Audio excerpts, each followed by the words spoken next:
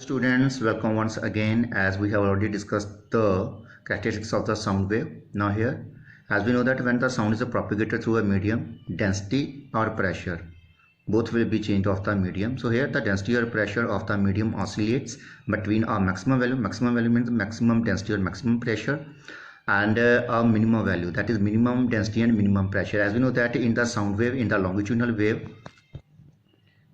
compressions are high pressure and high density region, and rarefactions are low pressure and low density region.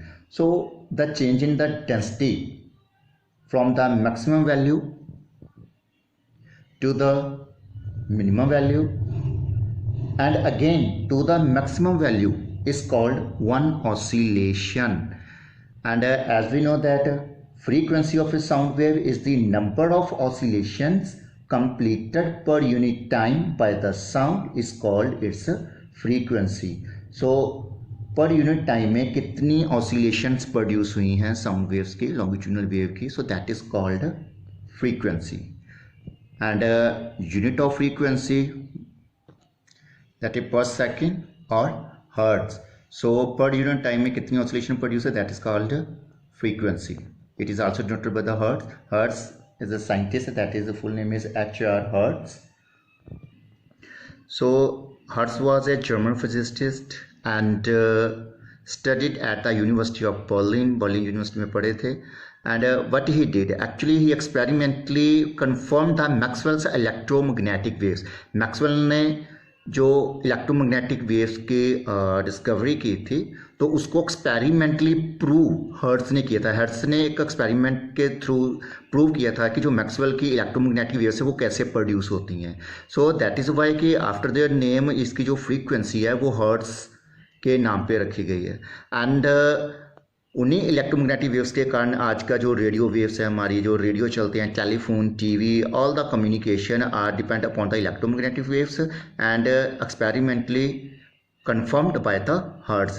Also he discovered the photoelectric effect. So photoelectric effect is related with the light. When the light falls on the metal surface, then what will be happened, electrons are ejected from the metal surface. That effect is called photoelectric effect. Photo means light and electric means electron. So that is why the SI unit of frequency was named as Hertz, Hz, in his honor. So time period, the time taken between two consecutive compressions or rarefactions crossing a point is called the time period, or you can say that alternatively, the time taken for one complete oscillation in the density or pressure of the medium is called the time period of the wave. So whatever the time taken by to complete one oscillation, as we discussed in the frequency, what is the oscillation.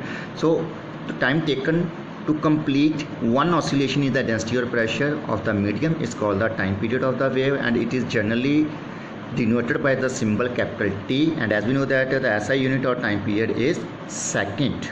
Something more, as we know that the distance between two consecutive compressions and or distance between the two consecutive rarefactions is called its wavelength, that it is denoted by the lambda. But the distance between a compression and an adjacent rarefaction, it will be the half of wavelength, that is will be lambda by 2.